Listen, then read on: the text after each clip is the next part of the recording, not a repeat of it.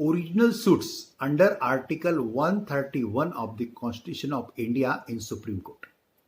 दोस्तों supreme court में original suit चलते हैं। अभी आश्चर्य लगता होगा कि सुप्रीम कोर्ट तो भारत का सर्वोच्च न्यायालय है, इसमें ओरिजिनल सूट कैसे चल सकते हैं? तो नीचे की कोर्ट में ही चलना चाहिए। तहसील कोर्ट है, डिस्ट्रिक्ट कोर्ट है, हाई कोर्ट्स हैं, सुप्रीम कोर्ट है। तो हाई कोर्ट और सुप्रीम कोर्ट तो खाली अपील के लिए ही चाहिए। लेकिन दोस्तों कुछ जुरिडिक्शन ऐसे हैं, कुछ मैटर ऐसे हैं कि जो सुप्रीम कोर्ट के ओरिजिनल जुरिडिक्शन में आते हैं अंडर आर्टिकल 131 के अनुसार। जैसा कि दो राज्य का झगड़ा है, तो ये राज्य का हाई कोर्ट भी इसका जुरिडिक्शन नहीं है और ये हाई कोर्ट का राज्य का भी जुरिडिक्शन नहीं है, क्योंकि ये राज्य का हाई कोर्ट का आदेश का पालन ये हाई कोर्ट के लोगों ने करने का कोई कारण नहीं, क्योंकि जुरिडिक्शन ये हाई कोर्ट के क्षेत्र में नहीं है और ये हाई कोर्ट के क्षेत्र में नहीं है, इसलिए इसका जुरिडिक्शन सुप्रीम कोर्ट ही है। केंद्र, सेंटर या राज्य, इनका झगड़ा है, इनका डिस्प्यूट है, तो भी वो कहाँ होगा? सुप्रीम कोर्ट में होगा।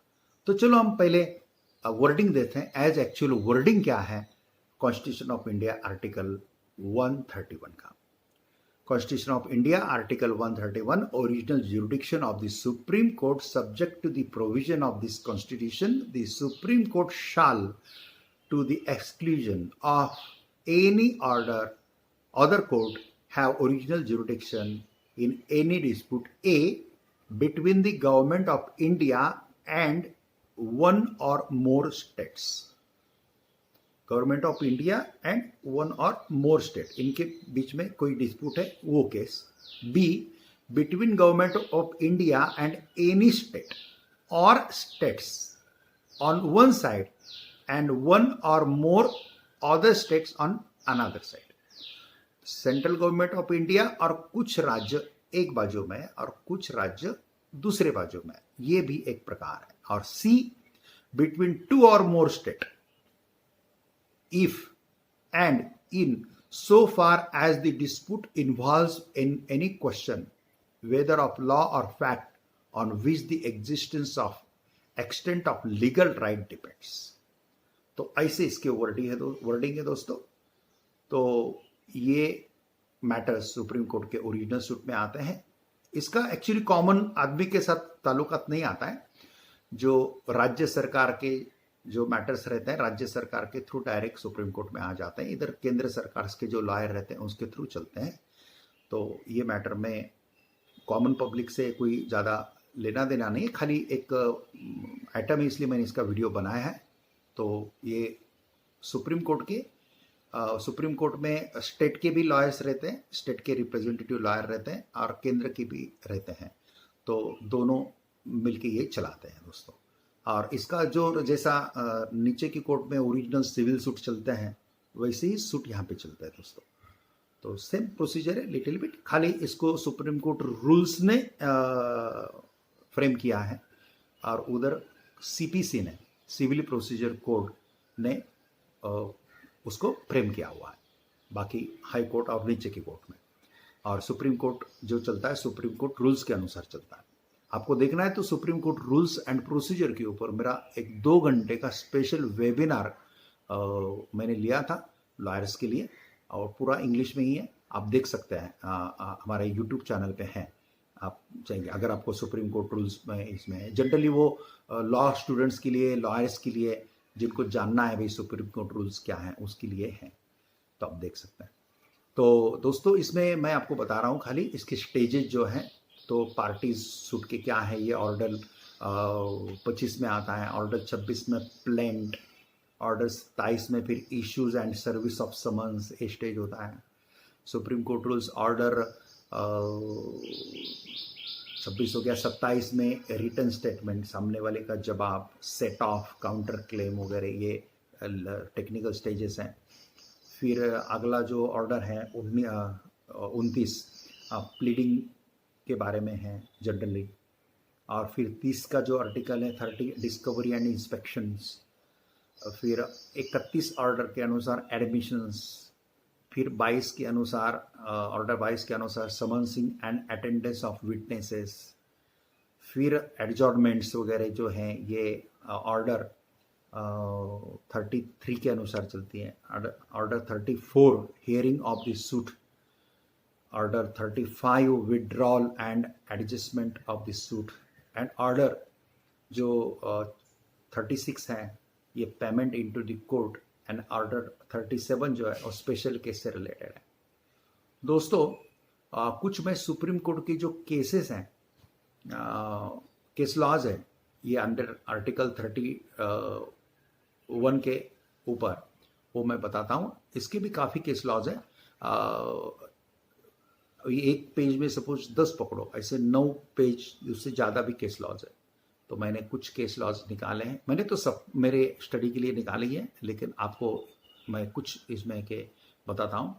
State of Uttarakhand versus Union of India, ये ओरिजिनल सूट है। इसका डिसीजन हुआ है 6/12/2019 को।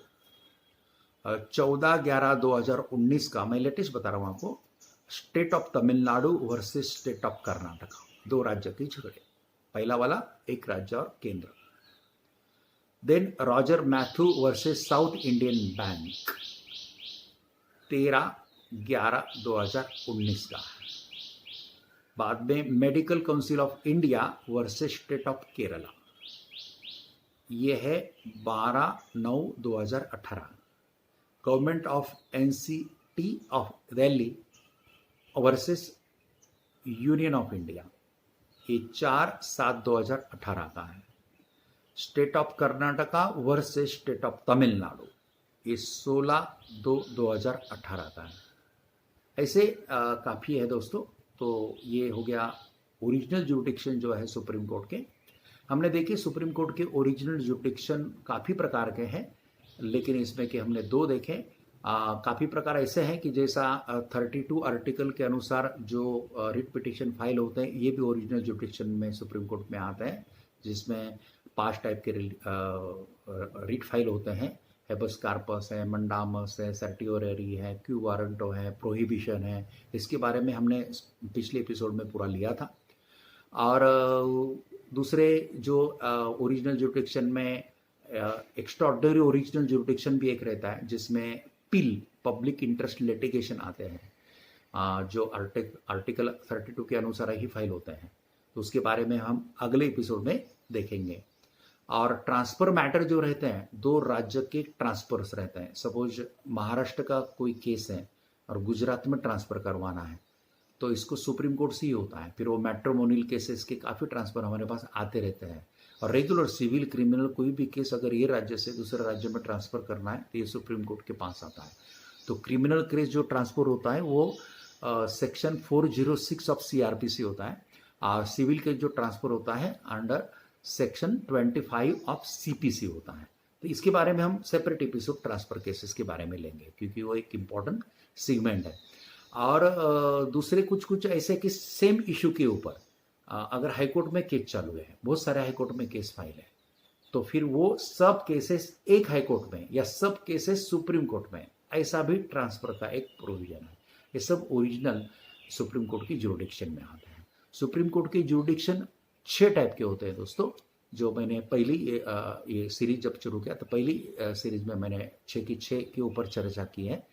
तो जैसा एपेलेट जुरिडिक्शन है, एक्स्ट्रा ऑर्डिनरी एपेलेट जुरिडिक्शन है, ऑर्डिनरी जुरिडिक्शन है, एक्स्ट्रा ऑर्डिनरी ओरिजिनल जुरिडिक्शन है, एक्स्ट्रा ऑर्डिनरी ओरिजिनल जुरिडिक्शन है।